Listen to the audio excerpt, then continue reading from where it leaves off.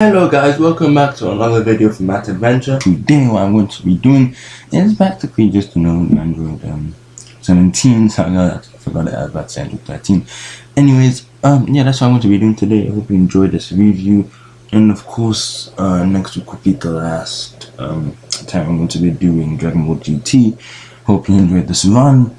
And yeah, I guess let's just get started with this video.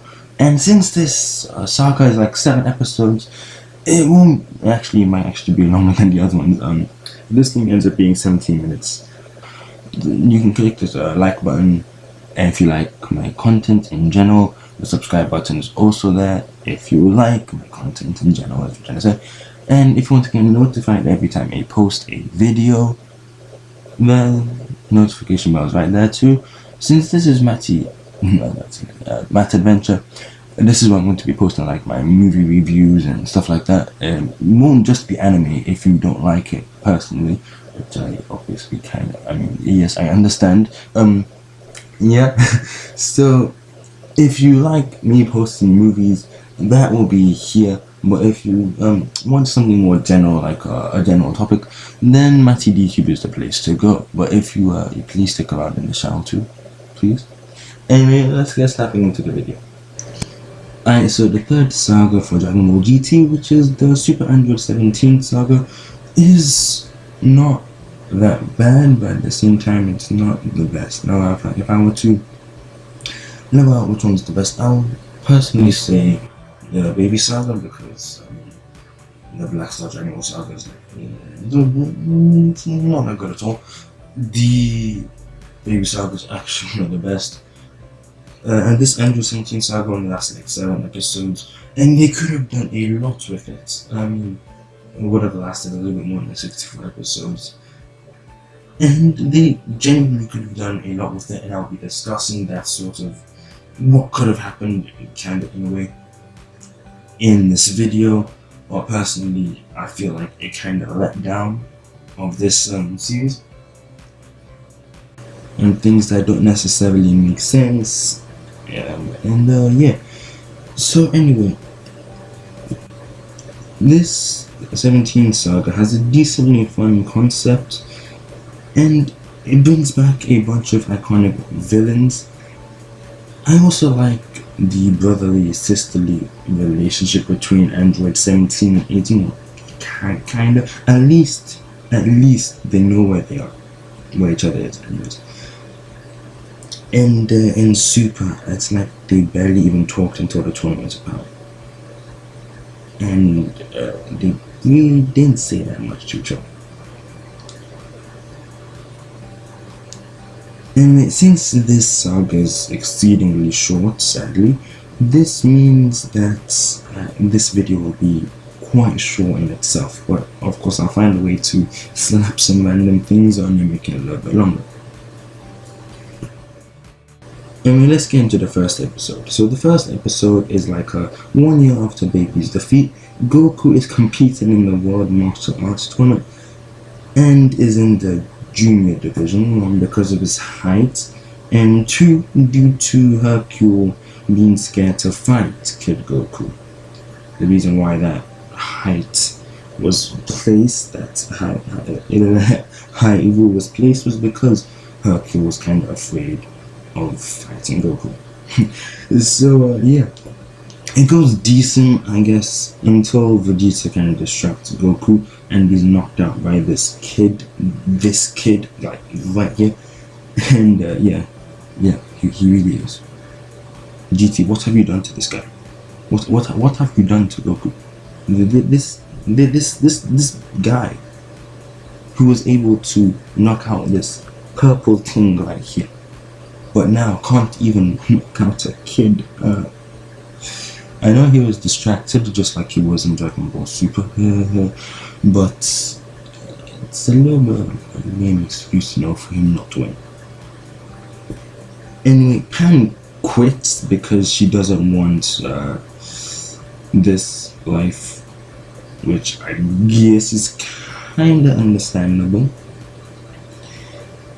And Marjube, yes, Marjube, but not Oob. Oob have now extended to the level of Papaya Man, which is now what he calls himself.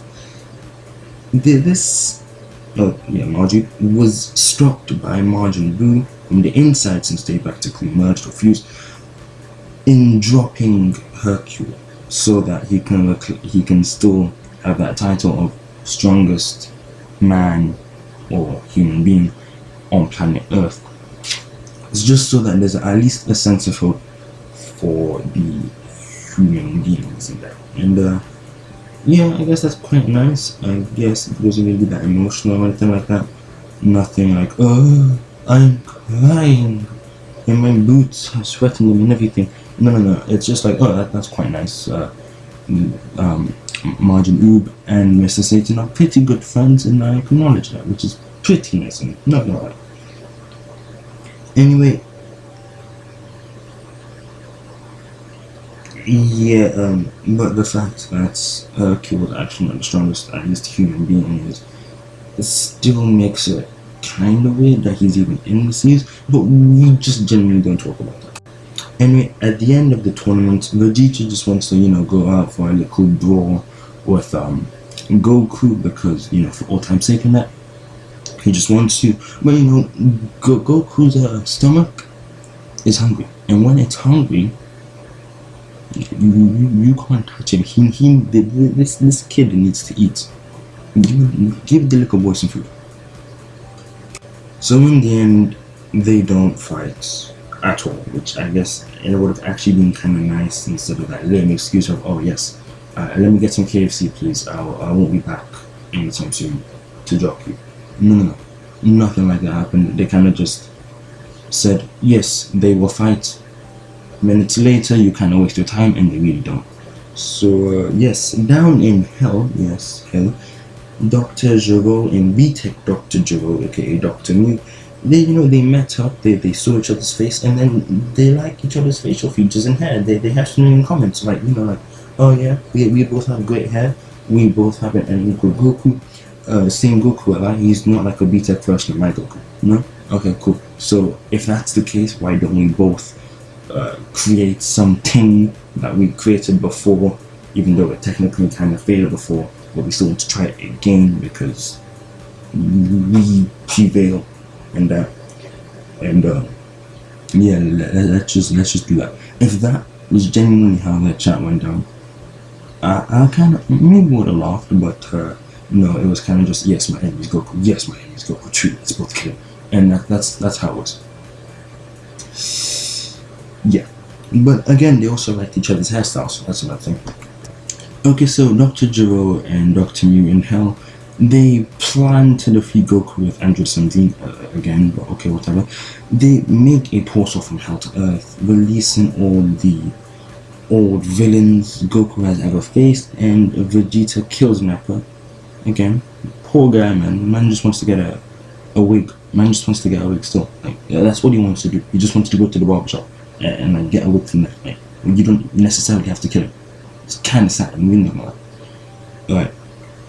So Goku gets trapped in Hell while trying to go up in the portal ever so stupidly. But okay, we don't again talk about that. He gets trapped in Hell while 17 and 18 fight. Goku encounters Frieza and Cell, which makes for, I guess, a pretty good scene. A rematch against two pretty iconic villains, both of them, and where Goku is now in this series anyways, which is like Super Saiyan 4, versus where Frieza and Cell, which most likely have been training, are now as well. So the three fight and Goku wins, of course, but the way that he won is just weird. No, so like what technically happens? They fight. Goku gets into some torture room while they're trying to torture him, freeze him and that. But the freezing thing is meant for people who are dead, but Goku isn't dead, so he kind of just melts the ice with his body heat. Man, it's hot still. And kind of just freezes Goku. Goku freezes the freezer, and he also freezes the freezer's Cell. And I guess he could have done a little bit more, but it's a technical DT. What do you expect? Anyway, of course, like I said, he wins.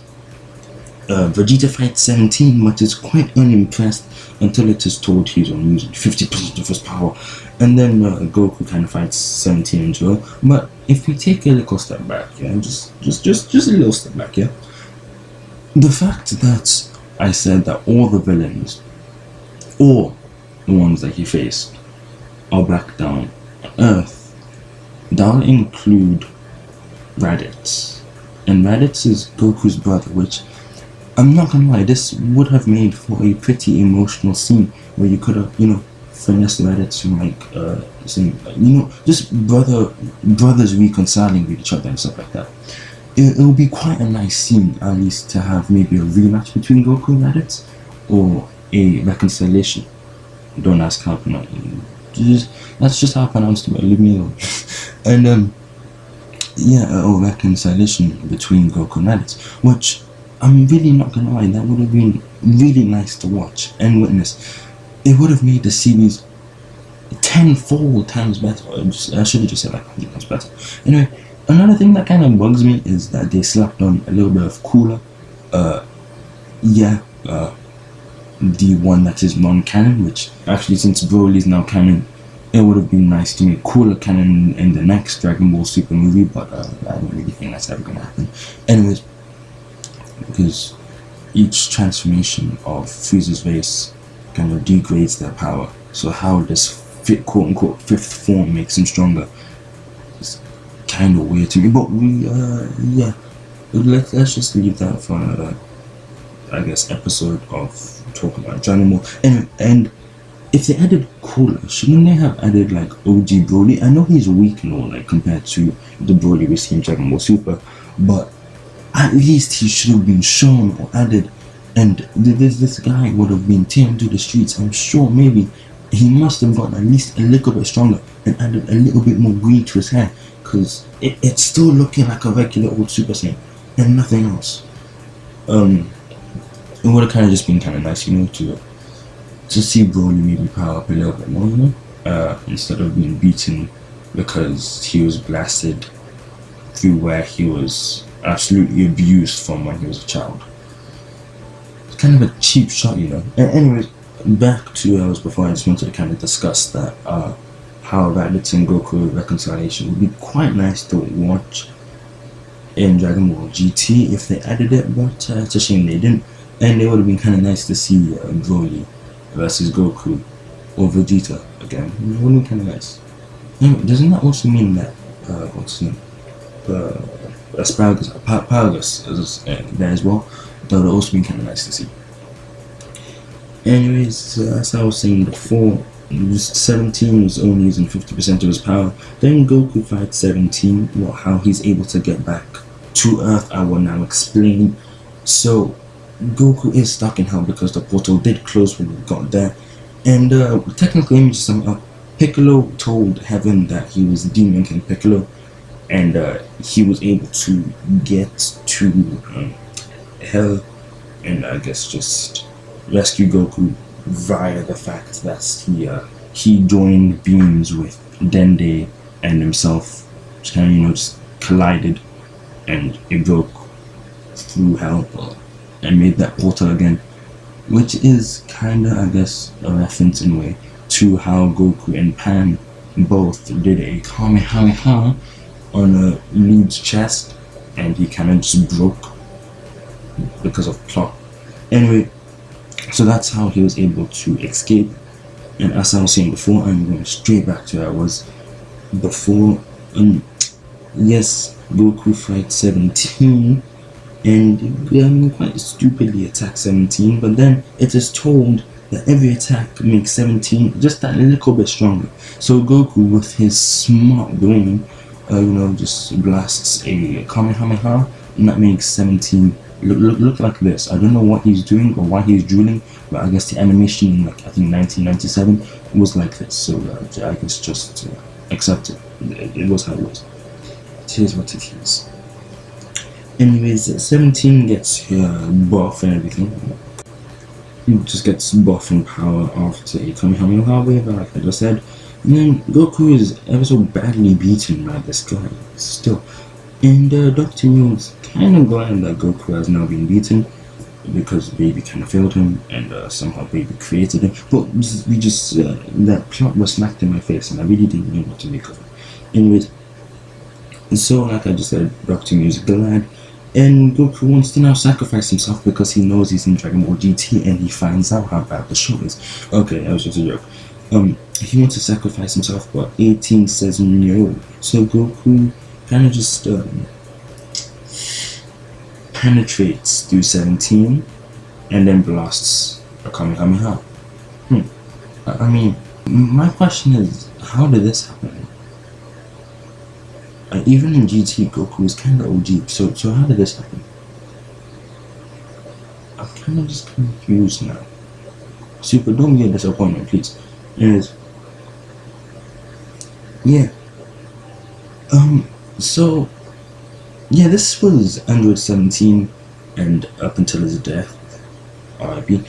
But since there's an Android 17 and he's still alive in Dragon Ball Super, I guess I can compare the two. In Dragon Ball Super, Android 17 definitely had a better run and was just portrayed as a much better character. He wasn't as downgraded as he was in GT, and he wasn't, just really weird, I guess, here as well. Of course, the concept, this type of concept, would be nice, and it would be nice if they actually fit it into Dragon Ball Super, but I don't really see that happening anytime soon. Anyways, as I was saying, 17 definitely just actually did really good in Dragon Ball Super, where he got into Jiren's mind and won the battle mentally. I really enjoyed watching that scene. It's one of my second favorites, right next to Gohan vs Goku. But yeah, I just genuinely like the way that he's portrayed in Super. It is definitely much better than how he's portrayed in GTO. Gosh, what is that image still? No. That's now part of my nightmares. What is this drool on his face? No. I think this is why it's non-canon. I understand now.